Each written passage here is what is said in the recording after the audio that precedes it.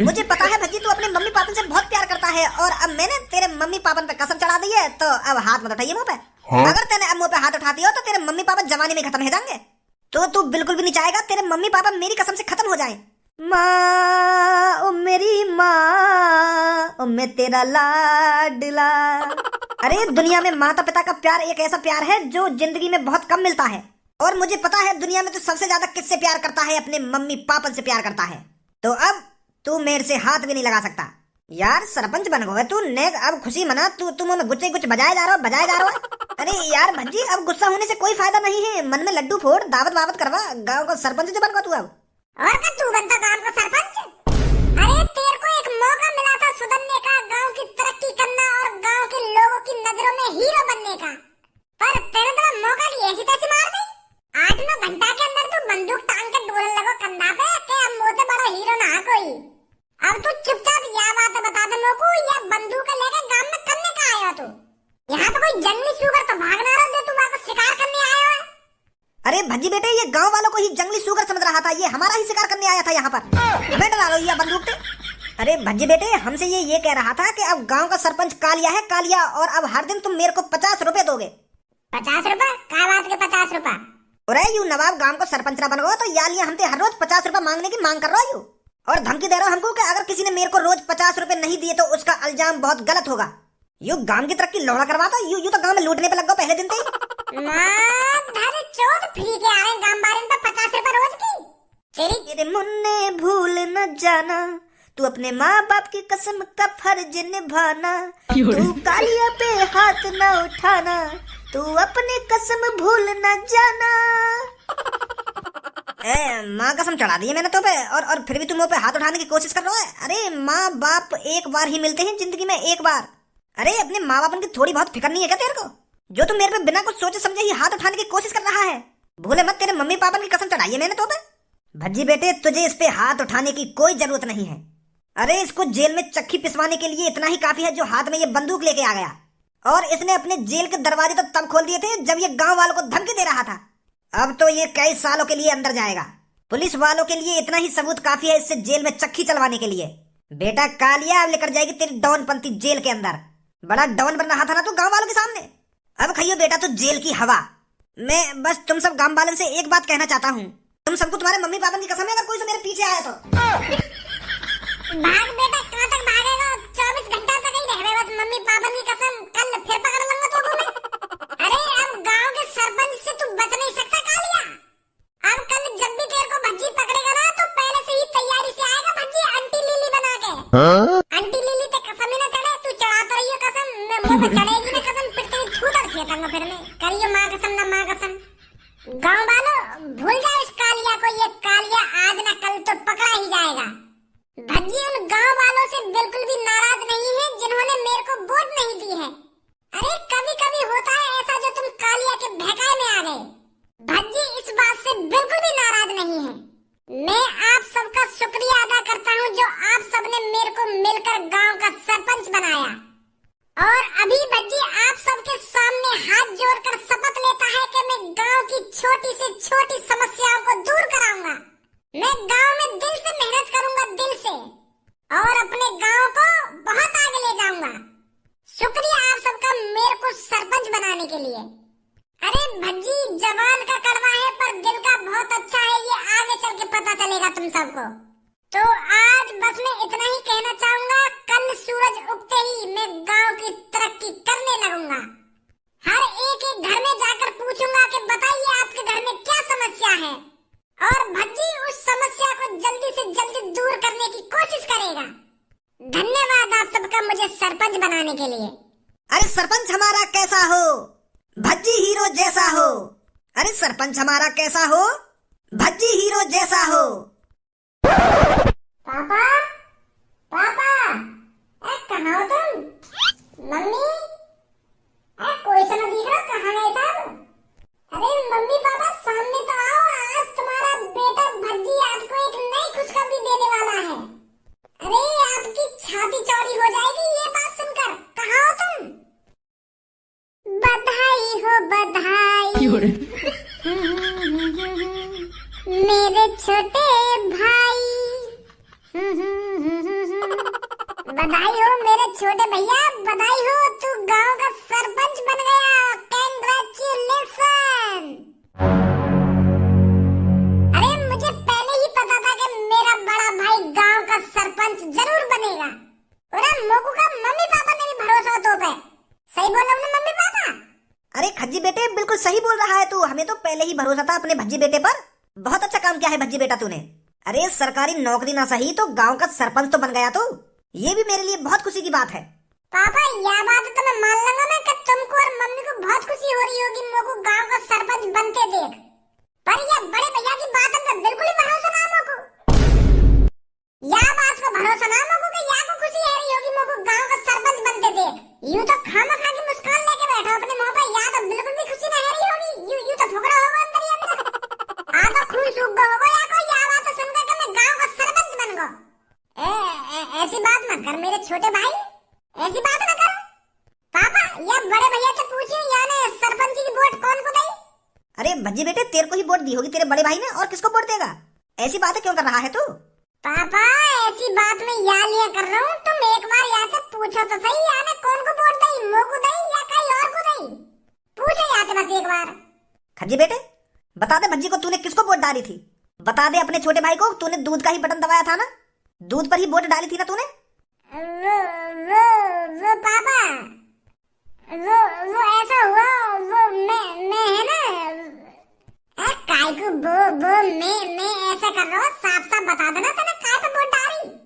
वो पापा मैंने बंदूक पर वोट डाली, बंदूक का बटन दबाया मैंने। क्या? पर भज्जी का वोट चिन्ह तो दूध था।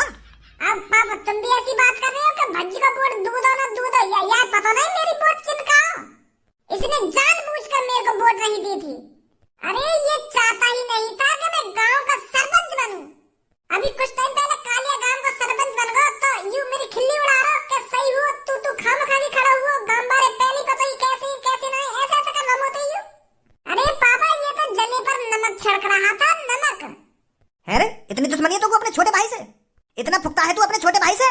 यही संस्कार दिया था कि मैंने तुझको, इसीलिए पढ़ा लिखाया था कि तू मैंने जो अपने छोटे भाई का ही दुश्मन बन जाए। वो पापा मैं गलती मान लूं अपनी, मैं मान लूं मैंने बहुत बड़ी गलती कर दी भज्जी को वोट न देकर। या बात को पछतावा तो मोकू तब ये तो मैंने या तो माफी न मांगी फिर। पर मैं पापा अंदर ही अंदर दुआ कर रहा था, मुझे पछतावा हो रहा था कि मैंने भज्जी को वोट नहीं देकर बहुत बड़ी गलती करी है। तो पापा मैं रात भर नहीं सोया, मैं भगवान से प्रार्थना करता रहा रात भर कि भज्जी गांव का सरपंच बने कैसे न कैसे करके। और अब देख लो भज्जी बन गया ना गांव का सरपंच। मेरी प्रार्थना भगवान ने सुन ली पापा, मेरी प्रार्थना भगवान ने सुन ली पापा। अब तो रसगुल्ला लेके खड़ा हो गई तू मेरे सामने। सोने जाना मुझको, कल गांव वालों की मदद करनी है जाके। मोहम्मद तो कर ले यार भज्जी, तू तो नेक्स्ट सी बात पे नाराज है रहा है। नेक्स्ट सी बात है ये? अब पापा क्या करूं मैंने गलती मान तो लिया थे, अब या तो पैर छू लूंगा जाके तब माफ करेगा मुझको यूं। अगर ऐसी बात है तो मैं पैरों में गिर जाऊंगा जाके कि मेरे छोटे भाई मुझसे गलती है गई है, माफ कर दे मुझको। मेरे कर्म फूट गए जो मैंने तो जैसे बुड्ढे से शादी कर ली। अरे जब तू मेरे घर पे आया था तब तो बड़ी बड़ी बड़ी फेंकता था कि मेरे पास ये है कि मेरे पास 4 भैंस है कि 4 बकरियां हैं, मैं तुझे खुश रखूंगा। वो कहाँ गई तेरी 4 भैंस और 4 बकरियां? अरे जवानी से बुढ़ापा आ गया पर वो तेरी 4 बकरियां और 4 भैंस नहीं देखी मैंने। अरे राजवती ऐसी बहकी बहकी बात क्यों कर रही है तू? बहकी बहकी बातें? अरे बुड्ढे तूने मेरी जिंदगी झंड बना दी। अरे तूने कभी राजवती से पूछा है पूरी जिंदगी में कि राजवती आज बता तेरा क्या खाने का मन कर रहा है? क्या खाने का मन कर रहा है? अरे जब मुझे पता है मेरी राजवती क्या खाती है तो मैं तुझसे पूछ के क्या करूंगा? रोटी खाती है मेरी राजवती, दाल चावल खाती है मेरी राजवती। अरे राजवती गाजर का हलवा भी खाती थी, अरे राजवती गोल गप्पे भी खाती थी, पर तेरे यहाँ आकर सब खाना छूट गया। कभी तू लाया है मेरे लिए जिंदगी में गाजर का हलवा, गोल गप्पे है? अरे मेरे को तो अब ये भी पता नहीं गाजर का हलवा का स्वाद कैसा होता होगा। नमस्ते दादा और दादी जी। अरे आइए सरपंच जी आइए। दादा और दादी जी कैसे लड़ रहे हो आपस में? अरे बेटे पूछे ही मत, तू इस बुड्ढे ने मेरी जिंदगी झंड बना दी है।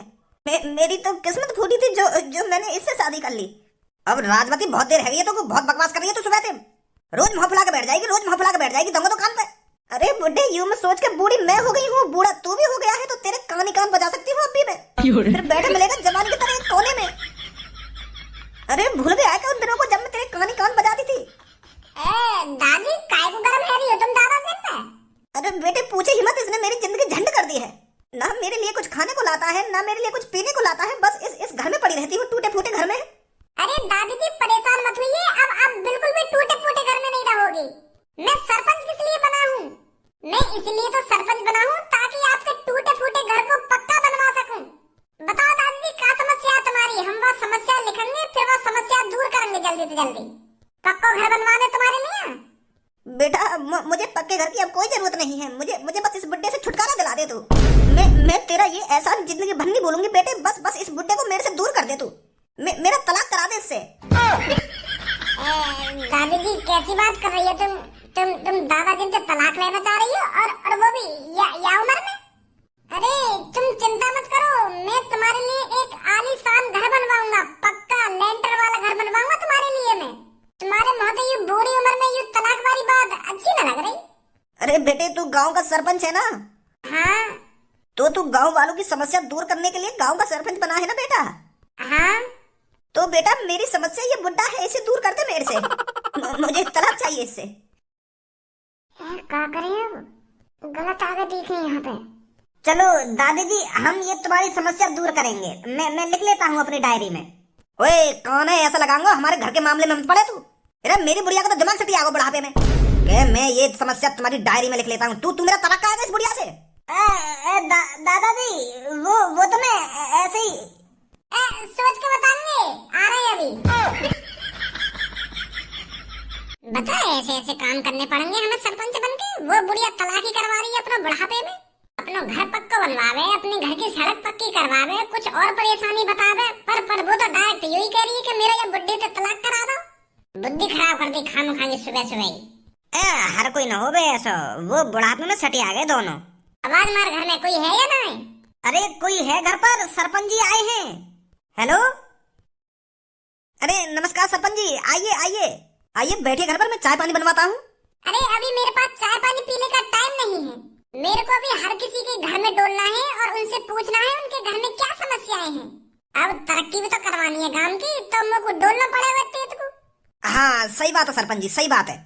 तो बताइए आपके घर में कोई परेशानी है? परेशानी सरपंच जी अब कैसे बताऊं तुमको? अरे खुल के बताइए, आप शर्माइए मत, मैं कालिया नहीं हूँ। बताइए क्या परेशानी है? वो सरपंच जी मेरे पे घर भी है और घर पर छत भी है। परेशानी बताइए। वो परेशानी यूँ है, मेरी बेटी की शादी ना हो रही है। मेरी बेटी की उम्र निकलती जा रही है, कोई लड़का नहीं मिल रहा। तो आपकी नजर में कोई लड़का हो तो बता दो सरपंच जी, बस इतनी मदद कर दो, मेरी बेटी की शादी करा दो तुम। क्या अब सरपंच जी शादी भी कराएंगे? अरे सरपंच जी अगर आप मेरी बेटी के लिए कोई लड़का लाएंगे तो वो लड़का मना नहीं करेगा, तो आप करवा दीजिए मेरी बेटी की शादी। बेटी कहाँ तुम्हारी? अरे यही तो है मेरी बेटी जो बगल में खड़ी है। यूं तो छोटी भी है और मोटी भी है, या तो कौन शादी करेगा? या तो कोई गटुआ लड़का ढूंढना पड़ेगा। लड़का वाले कहा कहता मैं यहाँ देखता। अरे वो लड़का वाले कहते हैं कि लड़की थोड़ी छोटी है। थोड़ी छोटी? यूं तो पूरी छोटी है। अरे यही तो समस्या है सरपंच जी, मेरी बेटी से कोई शादी नहीं करना चाहता। अरे मैं शादी में 3 भैंसे दूंगा, मेरे पास 6 भैंसे हैं, उनमें से 3 भैंसे दे दूंगा मैं लड़के वाले को और 10 बकरियां दूंगा। बस आप कैसे ना कैसे करके मेरी बेटी की शादी करा दो। मैं तो बहुत परेशान हूँ सरपंच जी। सरपंच जी आप ही मेरी बेटी से शादी कर लो। आप ही कर लो ना सरपंच जी मेरी बेटी से शादी। आपकी बड़ी मेहरबानी होगी हम पर। आप चिंता न करें, मैं आपको 3 भैंसे और 10 बकरियां दूंगा। अच्छी शादी करूंगा सरपंच जी, बस आप मेरी बेटी से शादी कर लो। मैं यहाँ पे तुम्हारी समस्या दूर करने आया हूँ, तुम्हारी बेटी से शादी करने आया हूँ। और अगर तुम्हारे घर में कोई परेशानी हो या रोड टूट रहा हो या छत चुचाती हो, ऐसी परेशानी ना सही कराऊंगा मैं, तुम्हारी बेटी से शादी करूंगा मैं। कोई हाँ की बुद्धि खराब कर रही हो तुम। कर लो मेरी बेटी से शादी, ना कर लो मेरी बेटी से शादी। अरे जिसने इस धरती पर जन्म लिया है उसकी शादी जरूर होती है। आपकी लड़की मोटी भी है और छोटी भी है, तो या के लिए कोई ऐसा लड़का ढूंढो ना जो मोटा हो और छोटा हो, तब बात बनेगी या की। सरपंच जी तुम ही कर लो शादी। अरे मैं क्या कर लूं शादी? और तुमको सरपंच जी भैंस चुगाने वाले दिख रहे हैं, बकरियां चुगाने वाले दिख रहे हैं जो तुम्हारे ऑपरेशन का हाँ कर देंगे मोटी से शादी करने के लिए। हम यहाँ गांव की समस्या लिखने आए, पता ना आदमी का समस्या बता रहे हैं अपनी। कोई तलाक करवा रहा है, कोई अपनी बेटी की शादी करवा दे रहा सरपंच जिनते। अरे बुद्धि खराब है ये तुम्हारी सबकी। आ जाओ सरपंच जी चल रहे यहाँ पे। है जाएगी तुम्हारी बेटी की शादी, चिंता मत करो तुम। या के लिए कोई छोटा और मोटा लड़का ढूंढो। जैसे तुम परेशान हो ना, ऐसी वह गटुआ के घर वाले परेशान होंगे। तो ढूंढो, या दुनिया में ऐसा भी लड़का होगा जो छोटा भी होगा और तुम्हारी बेटी की तरह मोटा भी होगा, जहाँ पे तुम्हारी बेटी के 36 के 36 गुण मिलेंगे। ऐसा